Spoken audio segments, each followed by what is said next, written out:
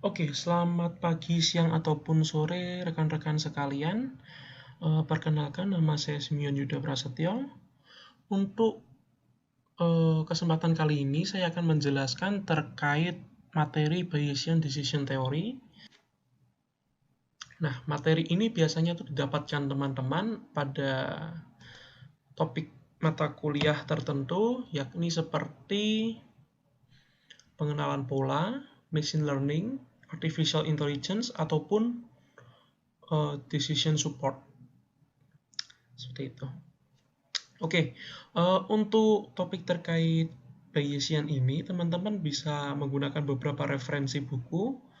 Kalau yang bisa saya berikan, mungkin ada 8 referensi buku yang bisa teman-teman gunakan. Yang paling utama sih dari Think Bayes ini banyak mengandung konsep Bayesian yang baik ya, yang akan dijelaskan pada topik ini gitu. Secara garis besar semua buku ada terkait Bayesiannya. Selain itu pada konsep Bayesian ini kan membutuhkan perhitungan statistik. Nah, oleh sebab itu saya melampirkan atau mereferensikan satu buku yaitu Applied Multivariate Statistical Analysis. Jadi ini salah satu buku yang saya gunakan juga untuk menghitung teorema Bayes. Oke. Selanjutnya, nah kita overview terlebih dahulu.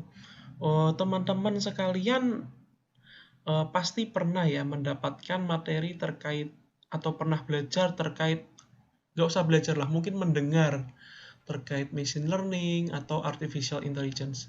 Nah di sini konsep dari machine learning itu patternnya disajikan atau direpresentasikan dalam bentuk vektor. Nah, tapi untuk kasus ini, kelas yang ada atau label yang ada pada suatu klasifikasi proses penentuan keputusan, pengambilan keputusan, outputnya disajikan dalam bentuk omega. Di sini saya menggunakan omega 1, omega 2, omega 3, dan seterusnya sampai omega ke W. Nah, konsepnya yang digunakan adalah konsep pattern recognition atau pengenalan pola. Oke, untuk konsep Bayesian sendiri, untuk membuat model machine learning-nya dari Bayesian menggunakan pendekatan statistika. Jadi outputnya adalah suatu keputusan dengan menggunakan pendekatan statistika seperti yang saya sajikan tadi. Jadi diharapkan sih dari teman-teman mulai belajar masalah Bayesian ini, konsep Bayesian ini, diharapkan teman-teman sudah setidaknya mengenal lah konsep statistika dasar atau basic statistics. Lebih baik syukur-syukur kalau teman-teman sudah katam istilahnya di bidang statistika. Itu akan sangat mudah dalam memahami materi tentang Bayesian Decision Theory dan Naive Bayes ini.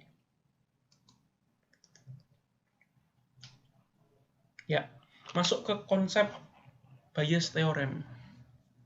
Nah, ini rumusnya berupa peluang-peluang semua ya teman-teman. Ada P omega J X, ada PX omega J, P omega J, dan PX. Nah, kalau di konsep Bayes ini ada namanya atau statistika, ini diberi nama likelihood. Nah, selanjutnya adalah prior, dan yang bawah adalah evidence. Sedangkan outputnya atau yang ingin kita cari dari Bayes teoremnya adalah posterior. Keterangannya ada semua ya, teman-teman di bagian bawah. Ada omega J berupa kelasnya. Nah, ada 4 bagian dalam Bayes teorem: prior, evidence, likelihood, dan posterior. Mungkin dari teman-teman yang sudah mengenal statistik sudah tahu istilah-istilah semacam ini. Tapi bagi yang belum, ya kita ulas sebentar ya. Oke, tadi ada istilah likelihood, prior, evidence. Posterior adalah likelihood dikali prior dibagi dengan evidence. Nah, di sini ada yang menarik nih teman-teman. Evidence tadi kan kelihatannya sederhana sekali ya, PX. Kalau sebelumnya adalah PX ini, evidensi kan. Ternyata evidensi itu merupakan perkalian. Perkalian yang selanjutnya dijumlahkan. Yang bagian bawah ini sama seperti yang atas. Tapi untuk setiap kelasnya dijumlahkan. Jadi semua kelas penjumlahan dari perkalian likelihood dan prior untuk setiap kelas, semua kelasnya. Nah, contoh kasus nih, teman-teman. Saya kasih contoh kasus agar lebih mudah dalam memahaminya. Misalnya, pada status deteksi kanker atau tumor otak, ini merupakan permasalahan dua kelas. Untuk deteksi ya, berarti ada atau tidak gitu aja ya. Misalnya saja kasus kelas omega 1, keadaan tidak adanya kanker atau tumor. Nah, ini salah satu contohnya. Ini termasuk kelas omega 1. Ini otaknya bersih gitu ya. Tidak ada bercak-bercak gitu kalau dari citra MRI atau CT scan. Nah, sedangkan yang omega 2 keadaan adanya kanker atau tumor. Di sini saya memberikan tanda kotak berwarna merah yang warnanya agak berbeda sedikit ini ya, bagian tengahnya. Ini adalah kanker atau tumor otak. Oke. Nah, apa sih prior? Nah, misalnya prior P omega 1 dan P omega 2. Jadi sebelumnya ini kan omega kan kelasnya. Prior itu adalah peluang terhadap suatu kelas. Nah, ini kalau deskripsinya di sini adalah berapa probabilitas terjadinya event kelas tersebut pada sistem yang akan dibuat pada pengenalan polanya. Jadi, eventnya itu ada seberapa besar sih yang akan terjadi gitu. Dalam kasus ini untuk mendeteksi kanker otaknya ada atau tidak, maka perlu dicari tahu apakah jumlah citra otak yang terdapat kanker lebih banyak atau lebih sedikit apabila dibandingkan dengan citra otak yang sehat atau tidak adanya sel kanker. Nah, misalnya nih teman-teman, ada 100 citra otak nih. Ternyata yang sehat itu ada 70 dan 30-nya adalah sakit, ada tumor otaknya. Nah, maka probabilitas munculnya sel kanker akan lebih rendah. Ini ya contohnya ya. Omega 1-nya ada 70, omega 2-nya ada 30. Yang sehat ada 70, yang ada sel kankernya ada 30, makanya lebih rendah sehingga dinotasikan P omega 1 lebih besar dari P omega 2. Seperti itu. Kurang lebih. Tentunya penyajian probability ini dalam 0, sekian ya, maksimalnya 1 seperti itu. Kemudian likelihood. Nah, likelihood ini merupakan peluang hubungan antar kelas terhadap fitur yang akan dipelajari.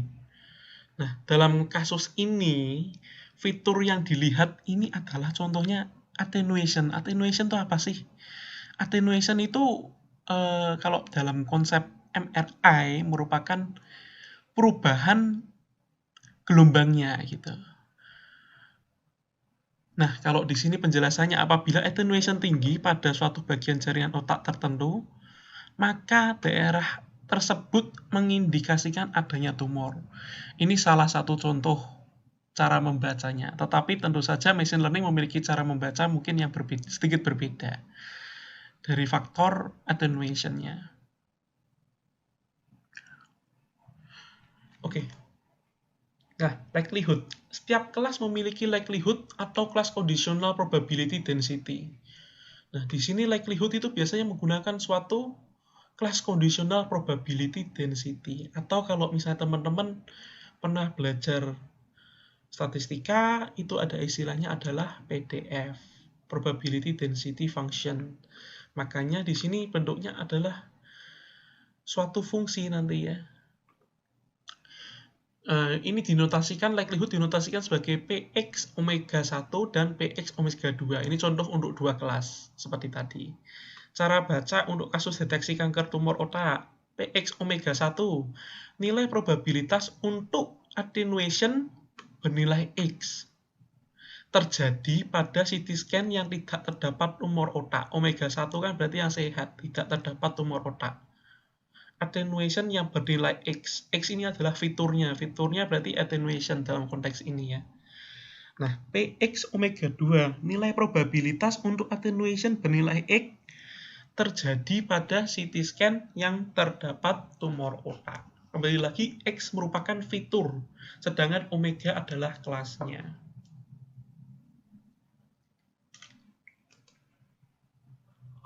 Nah, ini salah satu contoh distribusi dari likelihood yang ada pada suatu data training. Tentu saja likelihood ini mungkin berbeda untuk setiap data training ya. Jadi ini merupakan PDF probability density dari suatu training data. Kalau digambarkan mungkin seperti ini. Tapi kemungkinan besar akan berbeda ya dari ini ya teman-teman. Ini hanya salah satu contoh aja. Oke. Kemudian evidence. Apa sih evidence? Total probability untuk fitur tertentu di semua kelas. Nah, persamaannya ini seperti yang telah saya sampaikan sebelumnya, merupakan perkalian dari prior, probabilitas prior, dan probabilitas likelihood, dan dijumlahkan semuanya pakai sigma I, berarti kan semuanya ya. Fitur perkalian prior dan likelihood, fitur tersebut di semua kelas. Makanya ada sigma, dijumlahkan. Oke.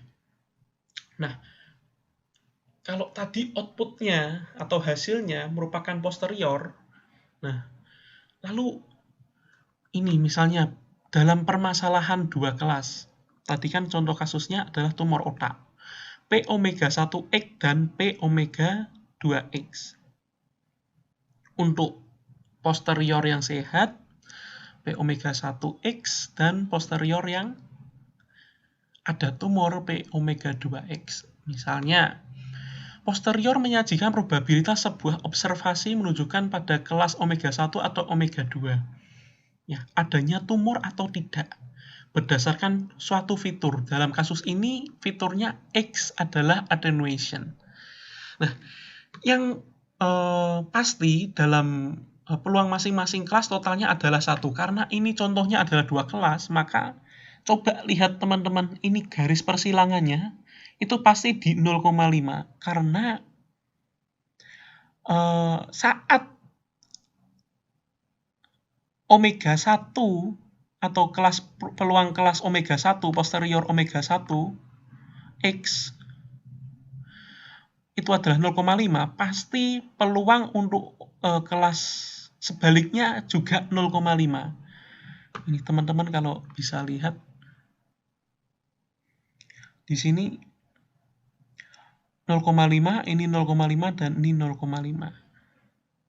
Pasti itu ya teman-teman. Nah, begitu juga sebaliknya. Misalnya nih, untuk fitur X-nya misalnya 11. Attenuation-nya misalnya 11 nih. Peluang untuk masuk ke kelas pertama, omega 1 adalah, ini berapa? 0,58 mungkin ya.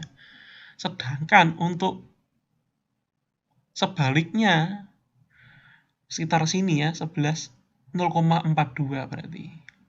Ya, kurang lebih seperti itu cara bacanya.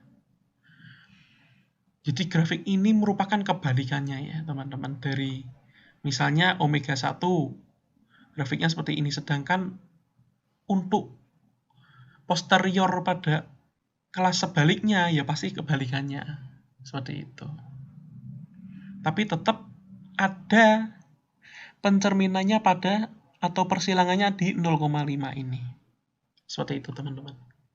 Sehingga kalau dijumlah masing-masing totalnya adalah 1. Nah, decision rule. Bagaimana menggunakan Bayesian decision theory untuk membuat batas keputusan antar dua kelas. Nah, untuk Bayesian decision theory itu ada dua cara nih teman-teman. Untuk mengidap tumor atau tidak. Misalnya menggunakan pendekatan prior untuk membuat keputusan. Dan cara yang kedua menggunakan posterior atau keseluruhan. Yang rumus tadi adalah yang posterior ya teman-teman.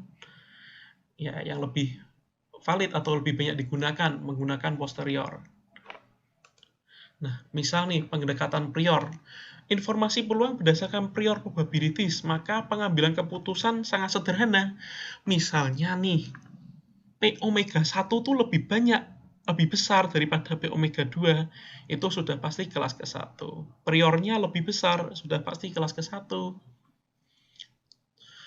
Ini contoh kasusnya sederhana sih teman-teman. Misal nih, tadi kan saya sebutkan, contohnya ada 100 citra otak nih. Ternyata yang 70 citra otaknya tuh sehat.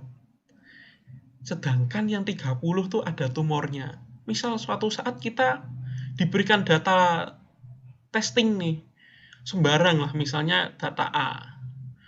Nah, kalau misalnya menggunakan prior, jawabannya adalah pasti sehat. Karena jumlah peluang untuk gambar yang citra otaknya sehat itu lebih besar daripada yang tidak sehat atau ada humornya. Nah, ini penjelasannya seperti ini. Apabila jumlah total probabilitas yang mengandung tumor lebih kecil daripada probabilitas yang tidak ada tumor, akan selalu memberikan keputusan tidak adanya tumor. Gitu. Ini konsepnya tentu kurang baik ya teman-teman, karena pengambilan keputusan terlalu berisiko besar tanpa mempertimbangkan banyak faktor lainnya. Hanya, ternyata banyak yang jawabannya A nih, jadi ikut-ikut A aja gitu, istilahnya seperti itu. Banyak kelas yang normal nih, berarti ikut yang normal aja, nggak usah diklasifikasikan sebagai sakit, tumor gitu. Nah, kalau posterior ini agak beda ya teman-teman. Meskipun P omega 1 priornya lebih kecil daripada peluangnya normal, tapi kalau ada likelihood dari PX omega 1 dan PX omega 2 besar, nah tentu ini hasilnya akan ada pengaruh, ada kemungkinan untuk berbeda hasilnya. Nah, jika sistem melihat wilayah dengan attenuation yang lebih tinggi daripada jaringan umum sekitarnya, maka probabilitas kehadiran tumor meningkat, walaupun pendekatan priornya menyatakan sebaliknya. Jadi ada peluang untuk berubah hasilnya, tidak seperti probabilitas prior. Nah, untuk pakai posterior, nah ini caranya kurang lebih seperti ini ya teman-teman. Jika P omega 1X lebih besar dari P omega 2X, maka termasuk ke kelas yang pertama. Dan sebaliknya seperti itu. Kalau dijumlah, pasti menghasilkan 1, karena ini posterior. Posterior, untuk setiap kelas, pasti totalnya adalah 1. Jika dijumlahkan. Oke, nah, ya kalau ini sederhana aja, kalau intinya adalah P omega 1X lebih besar dari P omega IX lebih besar dari P omega JX, maka hasil keputusannya jatuhnya ada pada omega 1, kelas omega 1. Intinya seperti itu. Di mana untuk J itu bukan sama dengan I. Seperti itu. Distribusi likelihood plus conditional probability untuk data kontinu, untuk khususnya non-discrete ya teman-teman. Likelihood dilihat dari apa? PDF, probability density function atau probability density class. Apabila data kategorikal, PX itu menggunakan persamaan probabilitas bersyarat. Ya ini contoh perhitungannya ya teman-teman. PXY, PX irisan dari Y dan PY. Nah, data kontinu PX omega J biasanya dihitung menggunakan probabilitas distribusi Gaussian. Untuk data kontinu ya teman-teman, dihitungnya pakai distribusi Gaussian atau distribusi normal yang seperti lonceng itu teman-teman. Kalau digambarkan. Nah, ini probability mass versus probability density function. Probability mass function, probability of value of discrete random variable x, its value has its own associated probability. Jadi nilainya adalah 111. Tidak berupa fungsi yang terus-menerus gitu, teman-teman. Makanya di sini disebutkan untuk data continue menggunakan PDF-nya. Nah, ini probability density function yang berikutnya. Of continuous random variable x, probability return is for an interval within which the value interval defined by some unit distance. Ini menggunakan suatu fungsi tertentu. Khususnya untuk data continue. Disebutkan di sini ya. For values of continuous random variable x. Seperti itu, teman-teman. Nah, ini contohnya univariate normal distribution. Nah, distribusi normal tuh ya seperti ini. Distribusi Gaussian, seperti lonceng gini bentuknya ya. Nah, a univariate normal distribution has roughly 95% of its area in the range of x min mu. Nah, ini x dikurangi rata-ratanya lebih kecil dari 2 sigma. Sigma ini apa? Ayo, standar deviasi. Sigmanya adalah standar deviasi. Ini ya teman-teman, ada sigma ini ya teman-teman. Kalau teman-teman sudah belajar statistik, saya yakin pasti ini paham sekali sih. Ya, untuk distribusi normal. Oke, saya lanjutkan aja.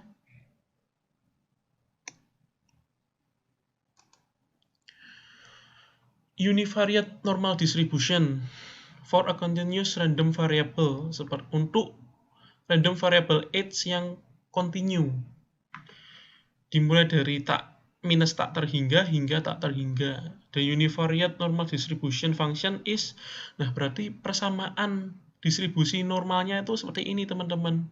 Px omega j, ini untuk likelihood ya, khususnya untuk menghitung likelihood, sama dengan 1/2 pi sigma. Sigma apa tadi teman-teman?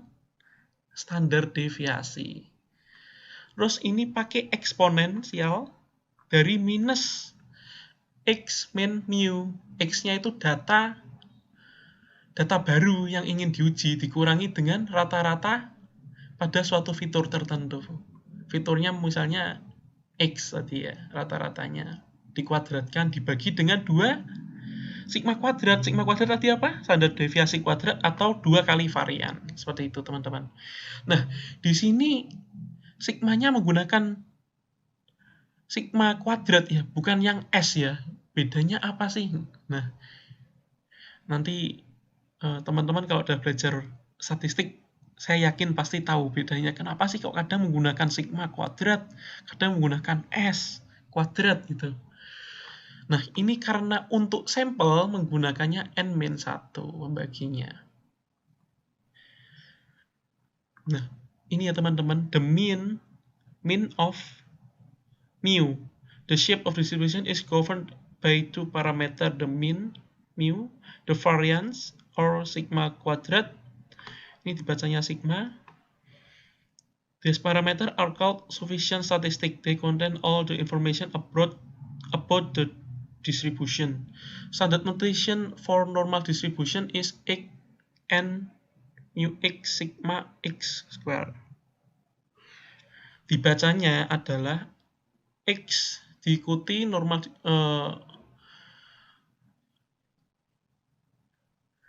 mengikuti distribusi normal dengan mean berupa mu x dan varian berupa sigma x kuadrat.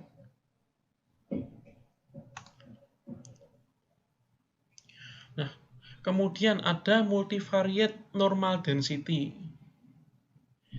A normal distribution over 2 or more variable di variable or dimension. Nah, sebelumnya ini untuk univariate, yaitu satu dimensi saja teman-teman fiturnya. Sedangkan yang multivariate ini bisa lebih dari satu. Pengerjaannya gimana? Nanti menggunakan matriks yang disebut dengan kovarian. Makanya teman-teman kalau belajar mengenai Bayesian, apalagi untuk multivariate, pasti dibutuhkan perhitungan matriks yang ya setidaknya bisa lah untuk menghitung matriks gitu ya, atau manipulasi data matriks, misalnya untuk transpose, terus menggunakan untuk inverse, menghitung nilai determinan, itu diperlukan. Nah, ini rumusnya, formal definition. Px sama dengan 1/2pi, D itu dimensi dibagi 2, sigma besar ini apa sih? Sigma besar ini apa? Kovarian, teman-teman. Nilai determinan dari kovarian dipangkat setengah, berarti artinya akar kovarian. Akar determinan kovarian. Dieksponensialkan dengan minus setengah X min mu, ini ditranspos karena bentuknya akan jadi matriks. Sigma minus 1 berarti apa? Kovarian di inverse. Dan X min mu. Ini hampir sama, bedanya ini ditranspos, yang ini dibiarkan saja seperti biasa.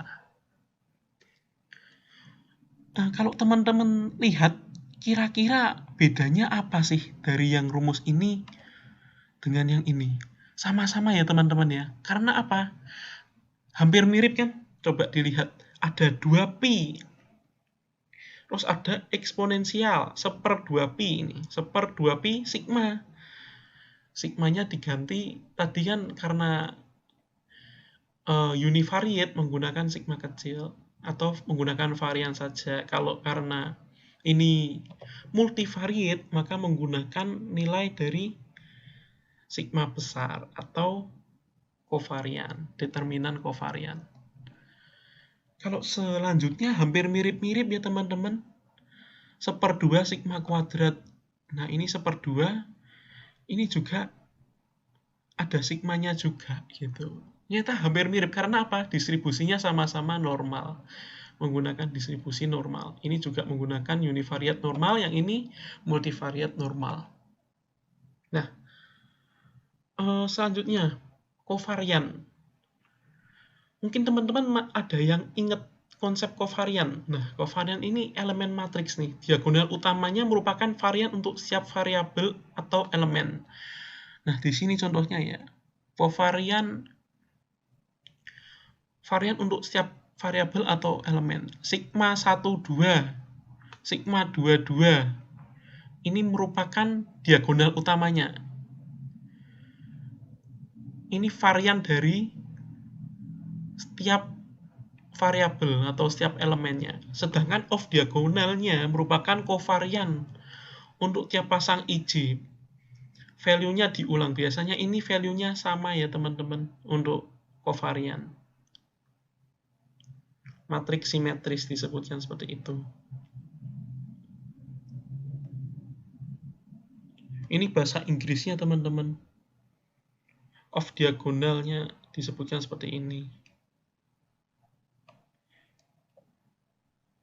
Kalau off diagonalnya 0, mengindikasikan uncorrelated variable. Berarti secara statistika independent. Variable likely does not influence one another. Berarti ya ini konsep untuk kovariannya sendiri ya teman-teman. Nah, a two-dimensional Gaussian distribution. Nah, ini kira-kira distribusi Gaussian atau distribusi normal tuh seperti ini loh teman-teman. Misalnya ini poin-poinnya gitu. Semakin jauh semakin sedikit. Berpusatnya ada di tengah-tengah seperti ini teman-teman. Kalau digambarkan secara 3 dimensi ya seperti ini. Ini 2 dimensi, ini 3 dimensinya. 3 dimensinya berupa frekuensi. Semakin tinggi ini semakin banyak frekuensinya. Maksudnya seperti itu. Nah, ini ada kekasan khusus nih. Misalnya sigma 1,2 dan sigma 2,2 nya sama, maka bentuknya adalah lingkar sempurna, teman-teman. Ya. Bisa dilihat ya. Jadi ini apa? Varians dari fitur 1 sama fitur 2 itu sama, maka bentuknya akan jadi seperti ini. Nah, sedangkan kalau berbeda gimana teman-teman? Misalnya sigma fitur 1, 2 lebih besar dari sigma 22. Hasilnya ya jadinya melengkung kayak gini teman-teman. Bukan melengkung, lebih pipih. Pipih dan memanjang ke arah sumbu X. X1 gitu ya. Fitur pertama atau elemen pertama. Kemudian kalau misalnya ini pipihnya ke atas, berarti sigma 12 lebih kecil dari sigma 22. Bedanya apa? Kalau yang ini lebih besar, kalau yang berikutnya adalah lebih kecil gitu. Sehingga pemanjangnya mengikuti sumbu X2, fitur kedua. Penyajiannya tetap seperti ini ya teman-teman. Nah, yang terakhir nih, kalau misalnya non diagonal ya kadang jadinya miring seperti ini teman-teman. Distribusi normalnya miring seperti ini. Maka kovarian ini mempengaruhi sekali bentuk dari distribusi normal yang ada. Seperti itu. Makanya bisa memvisualisasikan data yang ada distribusi normal ini.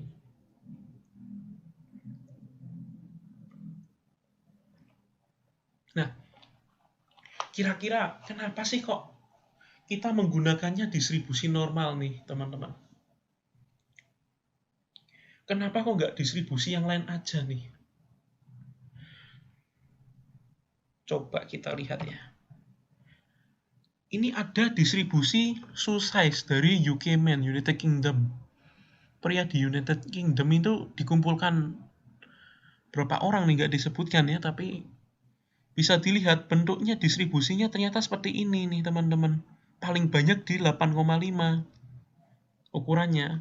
Berapa persen? Sekitar 15% ya berarti teman-teman.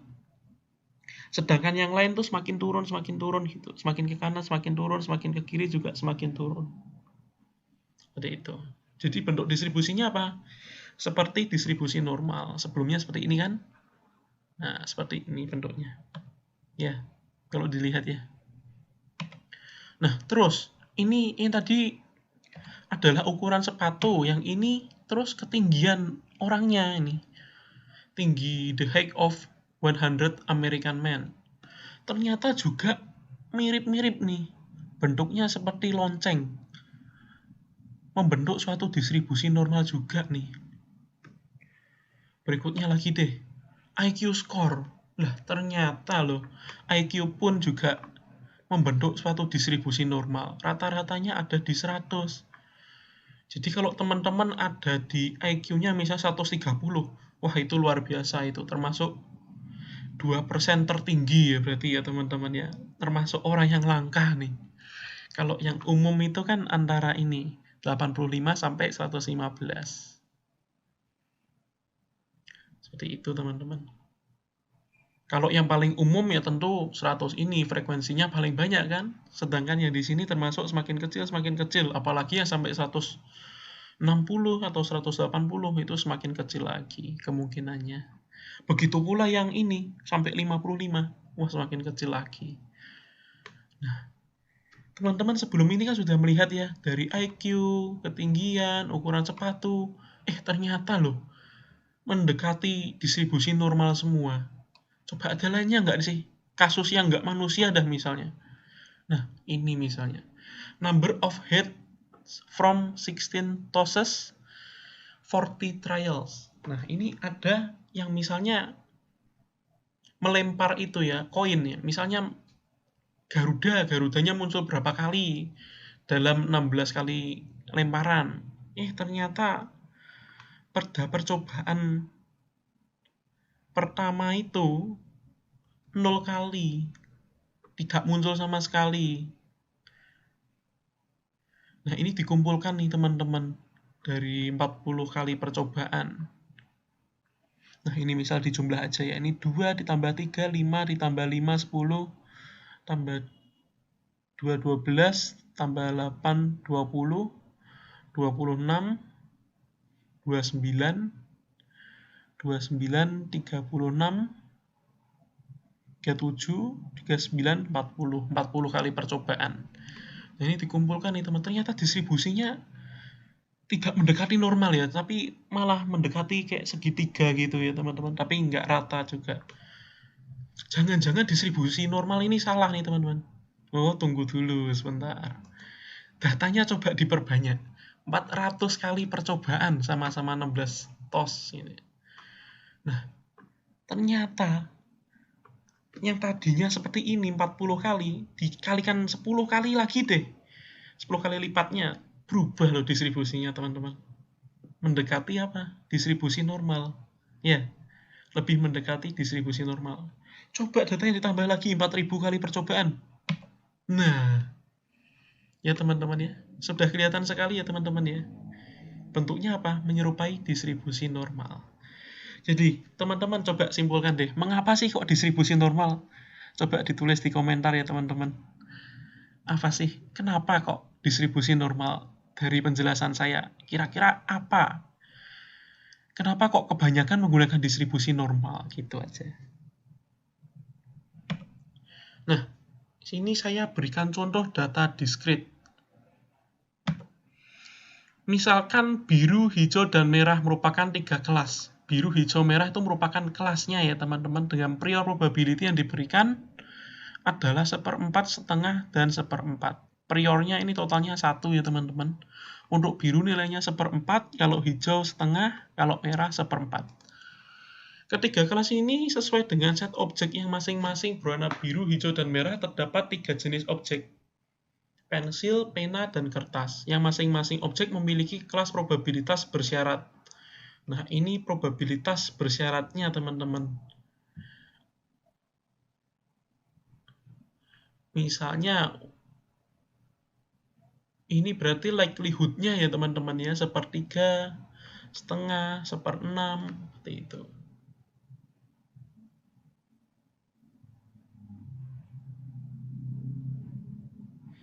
P pena biru setengah, P pena hijau 1/6. Ini datanya seperti ini teman-teman. Nah, kita coba assign warna objek pensil. Misalnya warna pensil yang berapa sih probabilitas dari pensil sehingga cocok di kelas warna hijau. Pensil ini berarti sebagai fiturnya. Fiturnya tuh misalnya pensil nih kalau dalam machine learning ya. Kita analogikan pensil ini sebagai suatu fitur atau suatu hipotesa gitu. Apakah pensil berwarna hijau? Kita cek. P pensil hijau, P hijau. Coba probabilitas pensil hijau berapa? Pensil hijau di sini 1/3 dituliskan. Pensil hijau setengah, Pensil hijau setengah, dan probabilitas kelas berwarna hijau berapa? Setengah juga. Maka dituliskan setengah kali setengah, di bawahnya setengah-setengah. Ini kan diturunkan ke bawah ya untuk evidence. Ditambahkan berapa? P pensil biru, ini pensil hijau, P hijau, pensil hijau, P hijau, ini sama ya, makanya diturunkan langsung tadi. Terus plus P pensil biru, P biru. Pensil biru, P biru. Pensil biru 1/3, P birunya berapa? 1/4. 1/3 kali 1/4 ditambah pensil merah, P merah. Pensil merah 1/6, P merahnya 1/4. 1/6, 1/4. Jadi nilainya adalah 2/3. Probabilitas dari pensil untuk masuk ke kelas warna hijau. Nah, coba warna objek pensil yang lain nih. Pensil biru. P biru pensil, misal posteriornya dari P biru pensil. Seberapa cocok sih pensil memiliki kelas warna biru? Jadi kan cuma ini aja kan ya, pensil biru, P biru ininya nanti yang dinaikkan. Begitu pula kalau P merah pensil, yang bagian sini juga dinaikkan. Gitu aja. Coba kita cocokkan. 1/3, 1/4 ini yang naiknya. Yang bawahnya tetap sama semua. Nanti berikutnya P merah pensil juga 1/6, 4 ini yang naik. 1/6, 1/4-nya naik. Jadi totalnya adalah 2/9 dan 1/9. Yang tadi 2/3. Nah, di sini teman-teman, ini berarti bahwa kita memutuskan bahwa pensil adalah anggota kelas hijau. Karena probabilitas posteriornya adalah 2/3. Yang paling tinggi itu 2/3. Yang mana lebih besar dari probabilitas posterior pada kelas lain. Baik kelas merah dan kelas biru. Probabilitas posterior untuk kelas biru dan merah masing-masing adalah 2/9 dan 1/9. Sehingga probabilitas kesalahan yang sesuai atau p-error dari pensil merupakan 1/3. Mengapa 1/3? Karena probabilitas posteriornya yang terbesar adalah 2/3. Errornya adalah 1 minus probabilitas posterior terbesar. Jadi 3/3 dikurangi 2/3 adalah 1/3 sebagai errornya. Seperti itu. Nah, teman-teman bisa menghitung warna pada objek pena dan kertas dengan cara yang sama ya teman-teman. Kalau saya hitung hasilnya seperti ini, mungkin teman-teman mau menghitung juga silakan, kalau enggak juga enggak apa-apa. Errornya juga sama teman-teman. Karena ini 2/3, makanya 1/3.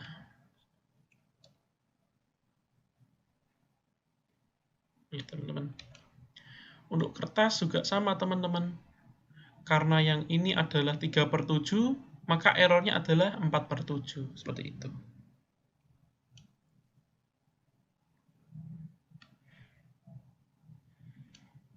Nah, ini probabilitas error rata-rata.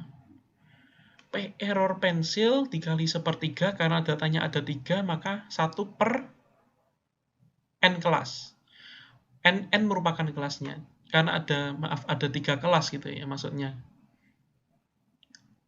Probabilitas error rata-rata. Kelas yang error maksudnya, seperti itu.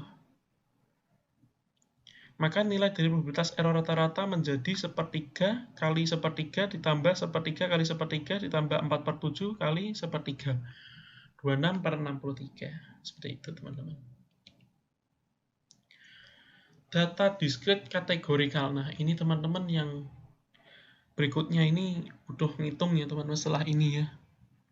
Misal nih, apabila memiliki fitur lebih dari 1, maka dapat menggunakan teori peluang biasa.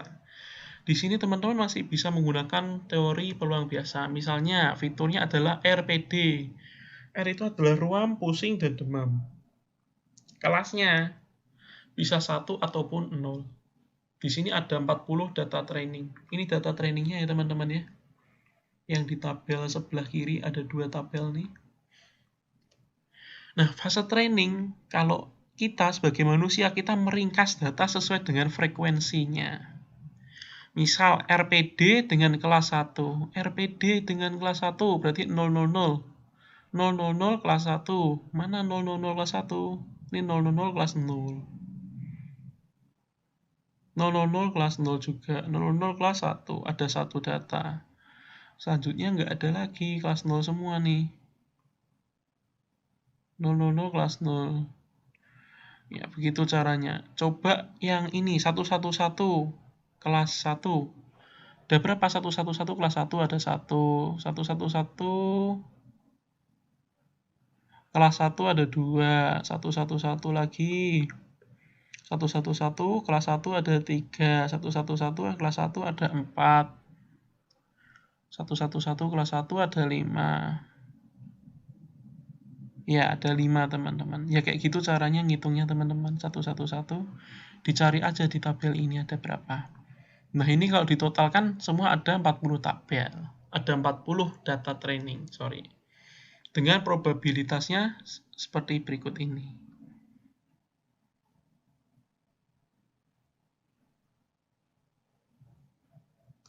Nah, fase testing ini teman-teman.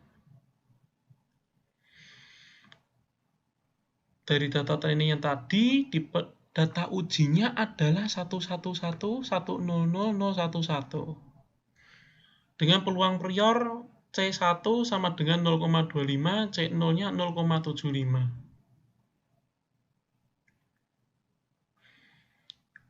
Rumus posteriornya adalah P X sama dengan C sama dengan 1, yang kelasnya 1, PC sama dengan 1. Probabilitas dari C yang berkelas di 1. Kelasnya adalah 1. Kemudian PX yang kelas 1, PC, P kelas 1, plus ini evidence-nya ya. Yang ini likelihood dan yang ini adalah prior. Coba PC 1X. 1X1 adalah 111. Priornya 0,25 nih teman-teman. Dikalikan dengan 111 ini untuk kelas 1 berapa datanya? 111 kelas 1 0,25 juga. 0,25 kali 0,25 yang diturunkan sini tambah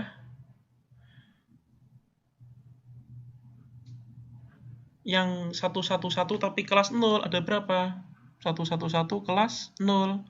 Ternyata ada satu data yaitu 0,05 dikalikan dengan prior pada kelas yang ke-0, 0,75. Hasilnya adalah 5/8. Nah, fase data uji yang kedua. Ini dapatnya juga sama teman-teman, 100, 100 pada kelas pertama, 100, 100, ada 0,15. 3 data kan, jadi 0,15 dikalikan dengan priornya 0,25. 0,15 kali 0,25 ditambah 0,1, 0,75. 0,1 dapat dari mana? Ini lawannya teman-teman, ada 0,1. Nah, yang ketiga juga sama caranya. Nah, di sini klasifikasi didasarkan pada perhitungan probabilitas posterior. Jika PC sama dengan 1X, berarti posteriornya lebih dari setengah, maka C sama dengan 1. Maka kelasnya itu pasti kelas 1. Jika tidak, maka C sama dengan 0. Nah, kalau diketahui kelasnya di sini adalah probabilitas posterior pada kelas 1, 5/8. Di atas 0,5 kan teman-teman ya? Ya, di atas 4/8 kan? Maka dia termasuk kelas ke-1. Data uji yang kedua nih misalnya, sepertiga apakah lebih besar dari setengah?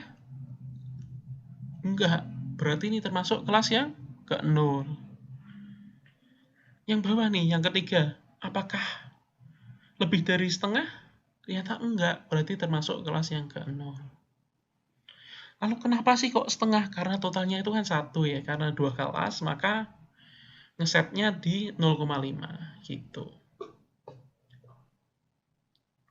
Kalau 3 kelas juga 0,5 juga nggak apa-apa sih. Kalau misalnya sudah pasti di atas 0,5 ya pasti di kelas itu. Tapi kalau nggak ya masih perlu perhitungan berikutnya ya teman-teman. Jadi nggak bisa langsung jawab gitu. Nah, di sini teman-teman kira-kira menemukan nggak sih ada kejanggalan pada kasus tersebut? Nah, ini untuk cari tahu nih apakah ada yang memperhatikan atau tidak nih dari kasus ini nih. Cuma 2 lembar ini, kira-kira ada nggak sih kejanggalannya? Nah, kalau yang sudah menemukan bisa tulis di komentar ya teman-teman ya. Di mana sih kejanggalannya? Jadi di sini ada salah satu konsep pemahaman yang saya sengaja salahkan penulisannya. Jadi biar teman-teman saya bisa tahu apakah teman-teman memahami apa enggak sih dari konsep Bayesian ini sendiri. Kalau cara perhitungannya sudah benar, cuma ada salah satu aja faktor minor sih yang ya saya harap teman-teman bisa menemukan semua lah. Sehingga menyatakan kalau teman-teman paham gitu ya.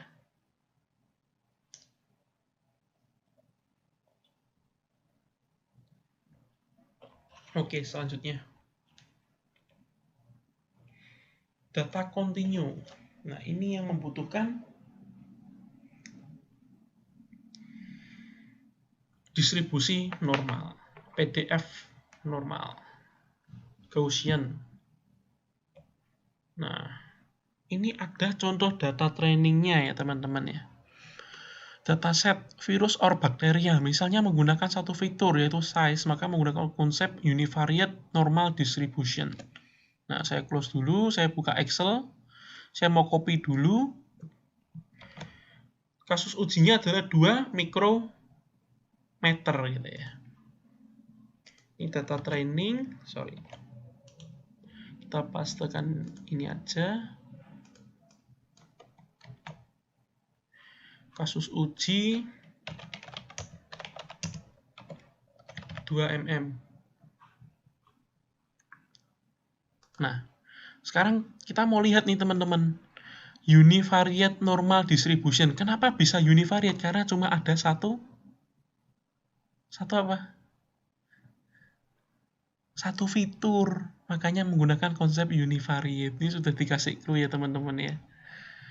Nah, untuk rumusnya dapat dari mana? Nah, kita cari dulu. Tadi rumusnya apa? Ini teman-teman. Univariate. Kita copy aja untuk mempermudahkan saja sih.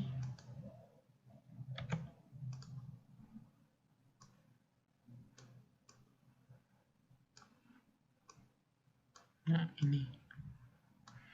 Ini saya menggunakan PX ya, semestinya bukan ini, karena tadi saya tumpukin. Saya pisahkan dulu untuk yang kelas virus dan yang kelas bakteria. Pertama-tama, langkahnya apa? Coba kita cek.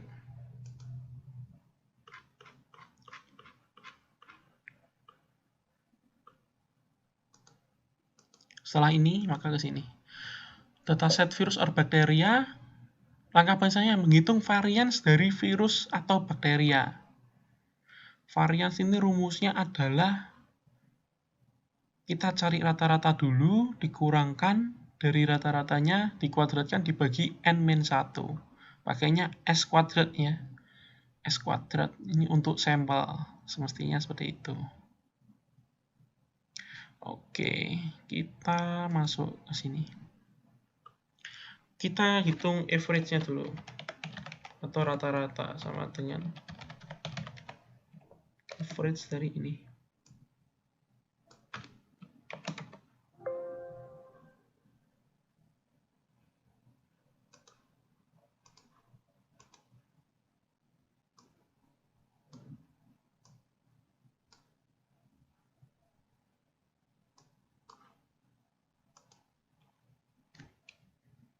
Nah, 18 ya.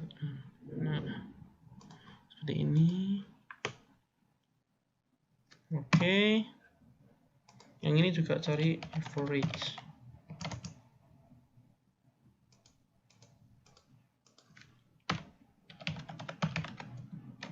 Average dari ini.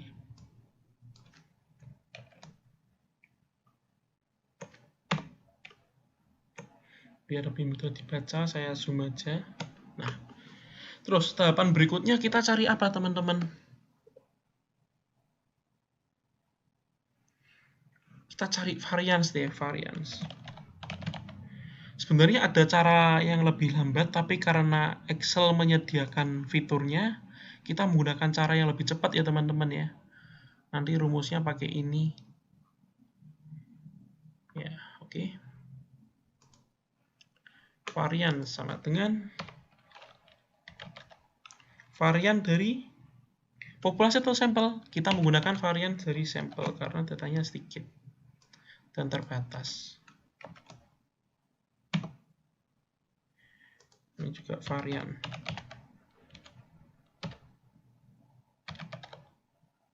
TS.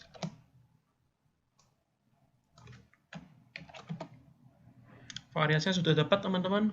Kemudian saya mau ngitung apa lagi nih yang dibutuhkan.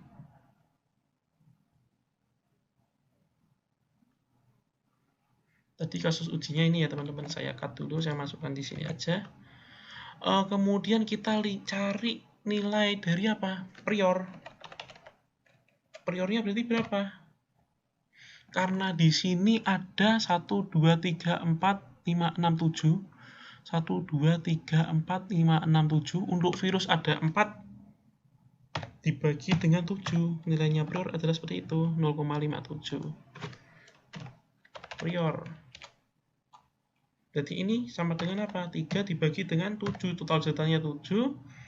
Yang termasuk di kelas bakteri ada 3. Makanya priornya 0, yang ini 4/7, yang ini 3/7. Kalau dijumlah ada 1. Likelihood nih, misalnya nih, kita langsung masukin rumus ini aja ya. Jadi gimana? 1 per gimana? Karena ini sigma, yang ini sigma kuadrat, kita pakai varians, berarti nanti akarnya langsung aja diteruskan ya, karena ini sigma kuadrat juga saya pakainya. Jadi agak berbeda sedikit. 2 dikali P function dikali dengan varians, tutup kurung, dikalikan dengan eksponensial dari minus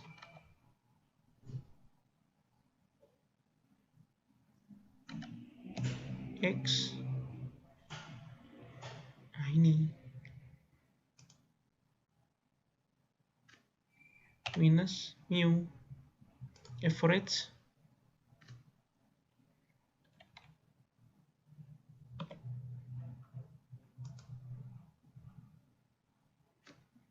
power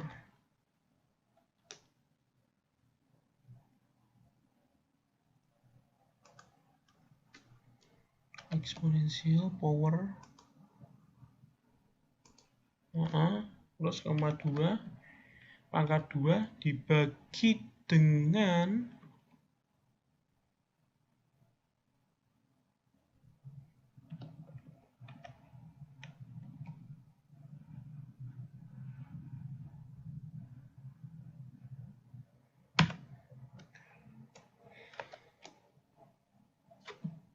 dua dikali dengan varians, tutup kurungnya. Oke, kayak gini. Karena di sini masih error ya, karena ini harusnya adalah 2. Ya. Karena ini baca data di sini kan. 2 mikrometer sih harusnya, karena nggak bisa saya tulisnya mm aja ya. Ya, hasilnya seperti ini. Likelihood-nya 0,18. Dengan cara yang sama kita copy saja, tapi beda di titik-titiknya saja ya teman-teman. Ininya tetap 2.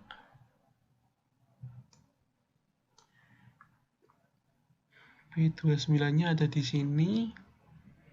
D25-nya ada di sini, sudah benar. G-nya ini udah.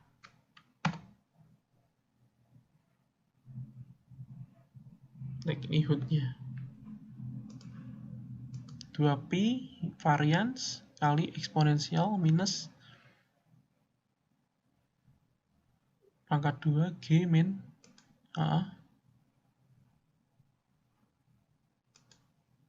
dibagi 2 kali varians. Oke. Sekarang evidence. Evidence-nya apa? Prior dikali likelihood ditambah prior ini dikalikan dengan likelihood ini. Nah, karena ini sama, nilainya akan sama, kita copy aja itu. Terus kemudian posterior. Posteriornya bagaimana?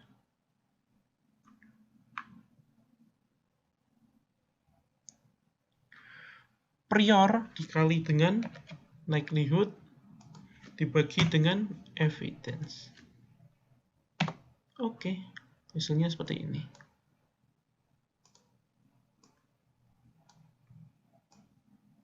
Oke, kita delete aja.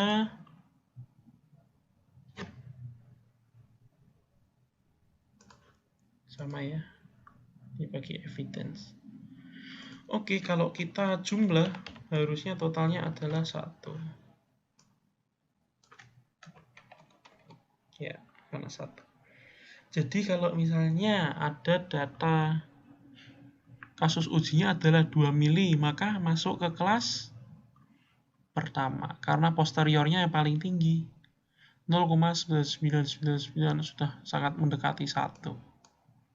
Ya, ini kalau lengkapnya seperti ini ya, teman-teman. Sedangkan yang ini sangat kecil sekali nilainya, sehingga tidak bisa mendekati 1. Ya, kurang lebih seperti itu. Oh iya, tadi sebentar saya cocokkan terlebih dahulu. Nah, ternyata di sini masih ada yang kurang ya, teman-teman ya. Ya, misalnya di sini kan akar 2pi kali varians. Ternyata di sini belum ada di akarnya, kurang akar aja ya. Hasilnya 0,9999 ya. Coba kita tambahkan SQRT. Dan ini aja. Oke, yang bawah berarti juga sama. 1/4 akar SQRT. Oke. Hasilnya nggak beda jauh ya teman-teman, sama-sama 0,9999. Tapi keputusannya juga sama, jadi tidak berubah, totalnya tetap 1. Ya, karena memang dibagi evidence-nya bergantung dengan period dan likelihood tiap kelasnya gitu.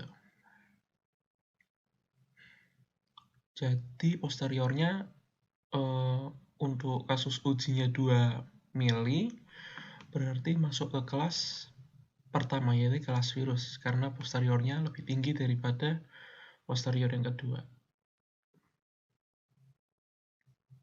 Oke, ini sudah dilakukan semuanya tadi ya teman-teman, jadi termasuk kelas virus karena lebih besar.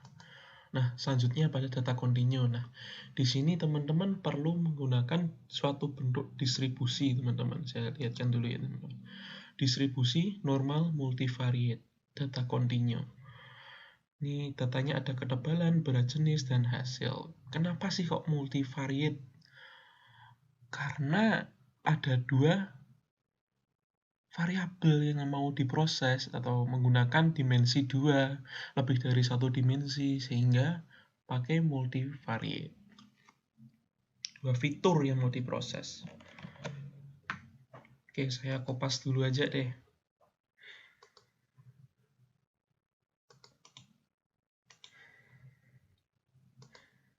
Saya pastekan dulu.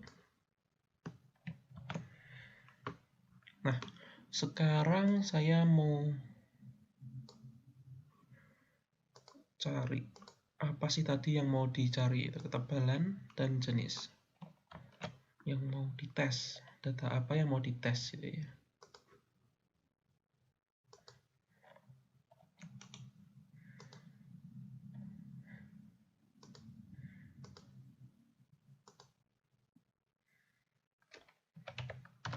(2,81 dan 5,8). Oke. Sekarang kita mau cari nih distribusi normal multivariate. Ini pakai yang mana rumusnya gitu. Kita cari dulu. Ini univariate, kalau yang multivariate berarti ini. Oke. Multivariate. Kita kopas saja dulu ya, untuk mempermudah aja nanti. Oke. Sekarang kita pisah dulu antara kelas yang pas dan yang not pas. Kita beri jarak karena kita akan melakukan perhitungan matriks. Average. Kita hitung rata-rata untuk tiap fiturnya. Dan fitur untuk tiap kelas juga ya, maksudnya seperti itu.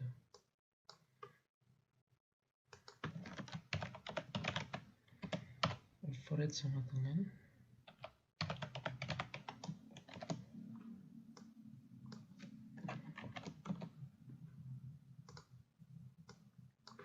setelah itu kita cari lagi setelah rata-rata apalagi yang dibutuhkan di sini.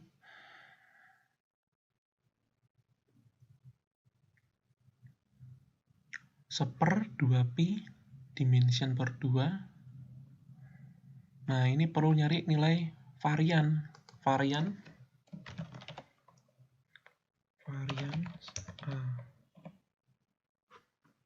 Varians dengan var.s. Kenapa s? Karena sampel. Jangan pakai yang p atau populasi.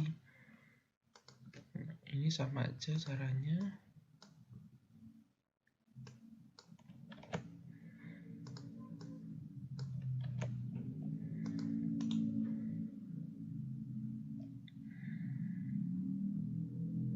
Formula.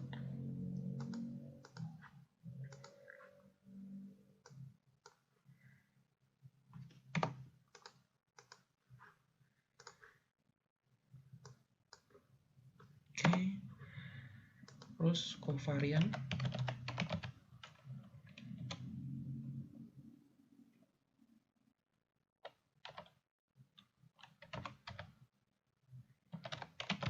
Sama aja, kovarian juga menggunakan yang sampel. Array 1 sama array 2.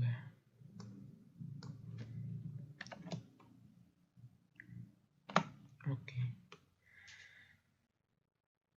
Ini juga sama.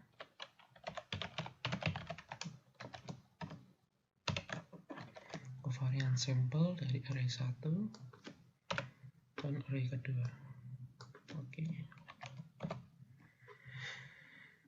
Nah, jadinya adalah matriks kovarian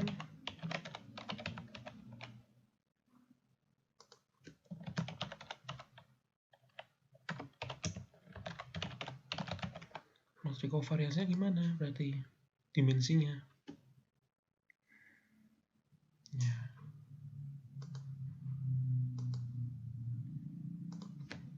Ini merupakan value dari A, diagonalnya, terus kemudian ini value dari B, dan off diagonalnya merupakan kovariannya.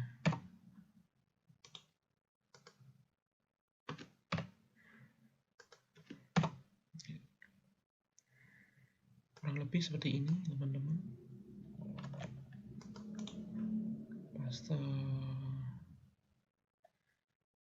formula aja, jadi biar sama. Oke. Terus kemudian yang diminta apa lagi selain matriks kovarians? Ternyata diminta inverse.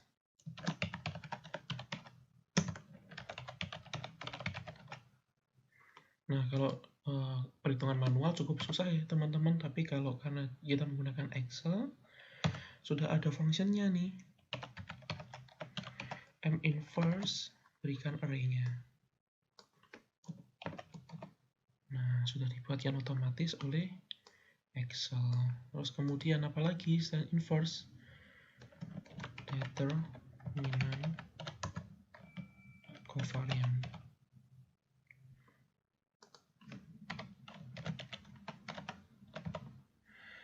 Ini kan ada M sigma ini ya, covariance determinant ya. Dari ini. Sorry.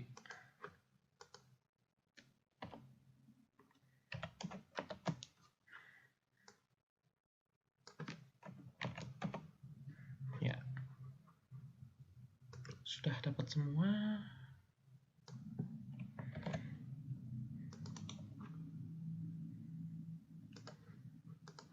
Sudah beda, oke.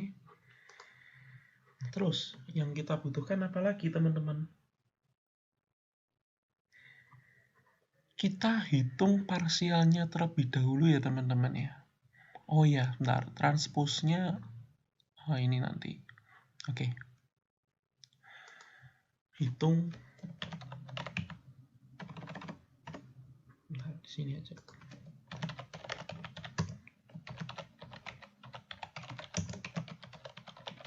Hitung likelihood parsial. Tahapannya ini. Nah, setelah ini teman-teman kita cari dulu nih teman-teman. Apa sih priornya berapa? Kelas pertama karena ada 4 dari 7 data berarti 4 per 7. 4 per 7 dari mana? Jumlah yang pas ada 4, yang not pas 3, sedangkan jumlahnya semua adalah 7 data. Trialnya juga sama yang ini, gimana? 3/7 karena ada 3 data.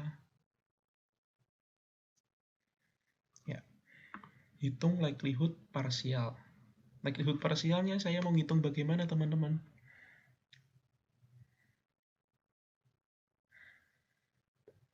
X min mu transpose. Nah, kalau biasanya kan ini kita transposkan dulu, berarti X min mu transpose. Saya kasih lambangnya T aja ya, teman-teman ya.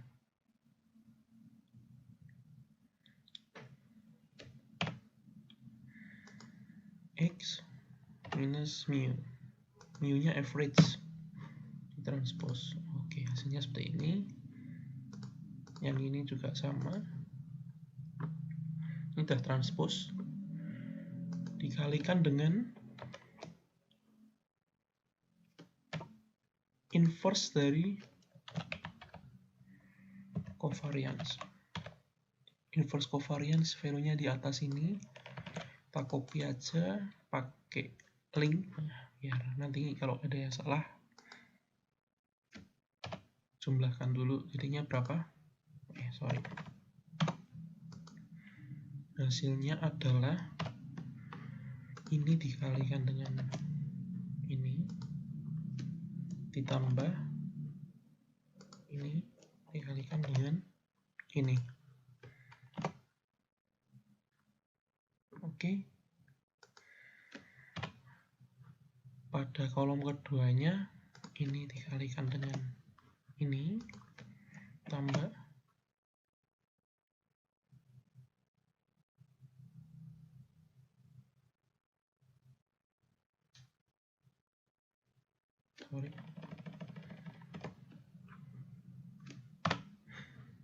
ini dikalikan dengan ini tambah ini dikalikan dengan ini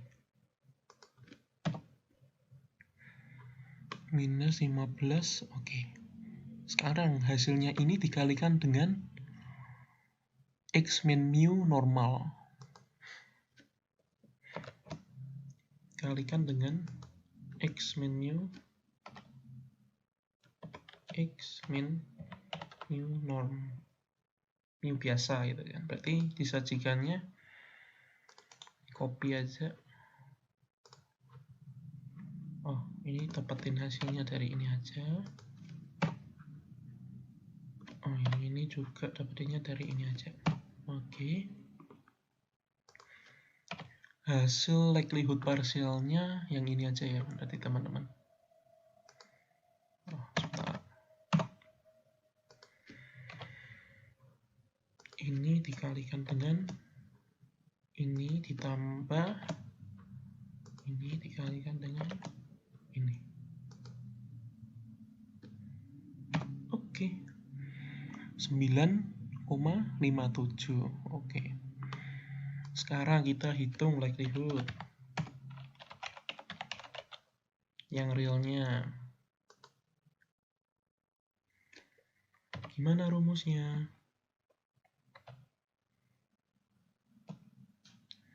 1 dibagi 2 kali pi kali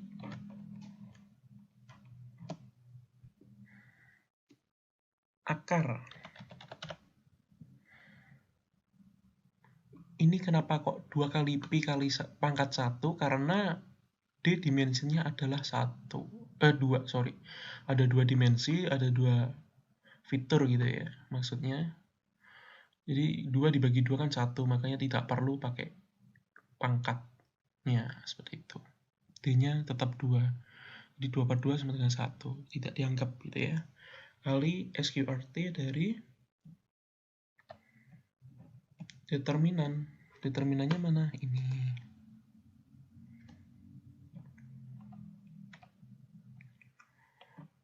Ya. Kemudian dikali eksponensial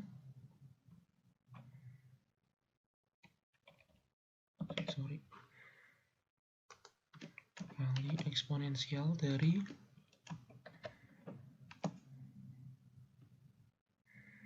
minus 1/2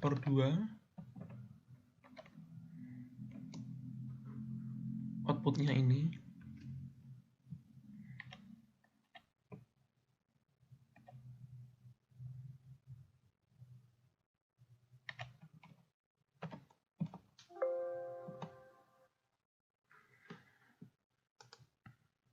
oke.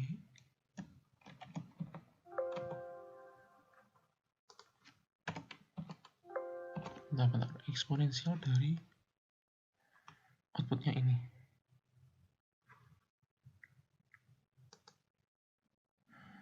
minus setengah. Oh ya dikali, sorry. Oke. Ada yang salah mungkin.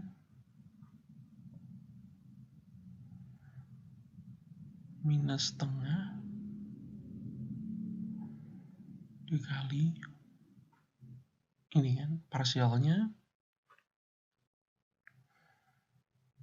1/2 kali pi. Oh, pi-nya ini belum lengkap, makanya error ya. Oke. Hasilnya likelihood-nya 0,006387. Oke, likelihood-nya didapat sudah. Oke. Selanjutnya yang bawah kita perlu hitung juga nih, teman-teman.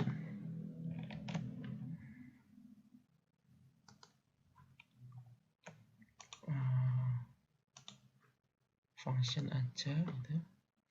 X min mu-nya ini diperbaiki dulu karena pasti pindah ke tempat yang lain gitu. Yang ini ada di sini. Yang ini ada di sini.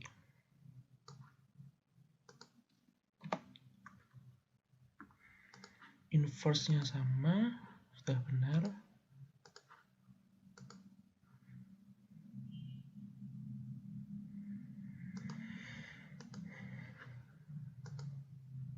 Oke, hasilnya adalah likelihood parsialnya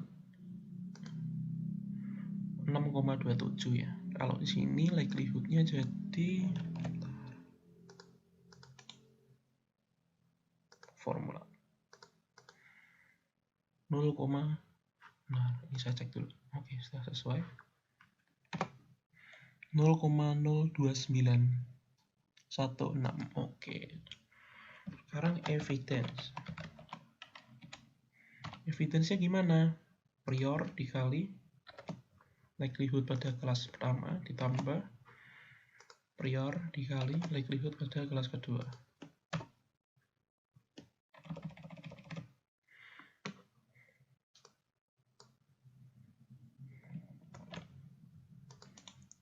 Yang ini kita link aja karena sama.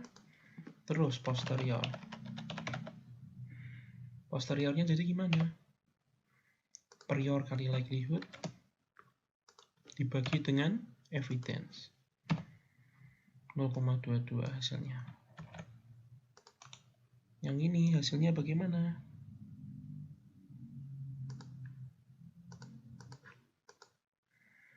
Oke. Terus kalau dijumlahkan hasilnya pasti 1. Tambahkan posterior. Nah, oke, sudah selesai teman-teman. Jadi untuk posteriornya yang kelas pertama adalah 0,22, sedangkan kelas keduanya adalah 0,77. Jadi keputusannya jatuh pada kelas kedua karena posteriornya lebih besar, gitu ya. Jadi kalau datanya seperti ini, 2,81 dan 5,46, hasilnya adalah not passed. Menggunakan Bayesian decision theory, teori keputusan Bayes. Oke.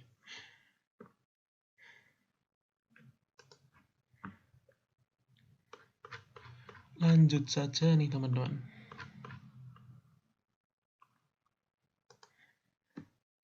Nah, kalau teman-teman mau menghitung manual, bisa nih teman-teman, tahapannya seperti ini, menggunakan labeling dataset, memisahkan X berdasarkan grup, sama seperti yang tadi saya lakukan. Data trainingnya perhitungannya seperti ini, menghitung kovarian, ya kan.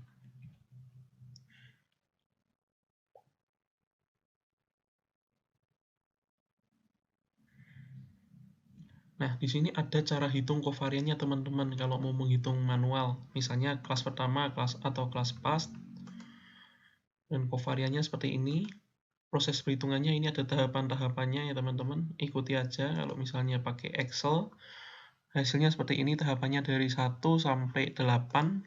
Sesuaikan dengan ini sebelumnya. Proses perhitungannya di Excel. Ya teman-teman, sesuaikan aja.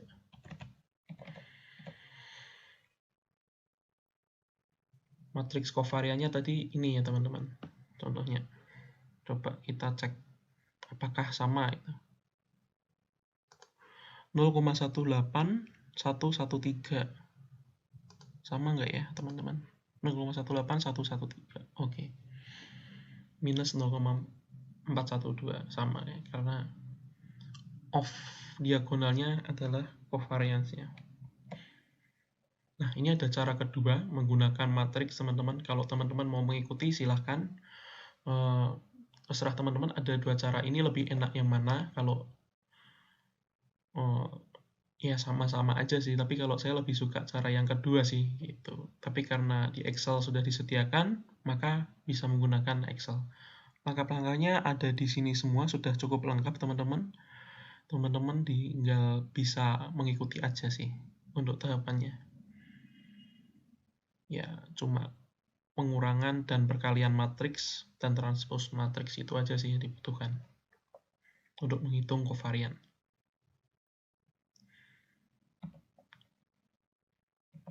Oke, ini teman-teman ada soal latihan nih teman-teman. Misalnya size 2,9 mikrometer, tentukan kelasnya. Nih teman-teman coba dikerjakan aja.